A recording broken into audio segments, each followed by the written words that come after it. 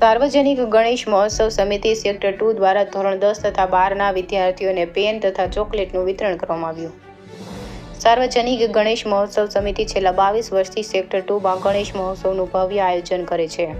દર વર્ષની જેમ આ વર્ષે પણ ધોરણ 10 અને 12ના બોર્ડના વિદ્યાર્થીઓને શુભેચ્છા સાથે પેન તથા ચોકલેટ આપવાની આવનાર પરીક્ષા માટે શુભેચ્છા પાઠવી હતી અને ભવિષ્યમાં ઉત્તરોત્તર પ્રગતિ કરી સેક્ટર 2 તથા ગાંધીનગરનું નામ રોશન કરે તેવી શુભકામનાઓ પાઠવી હતી.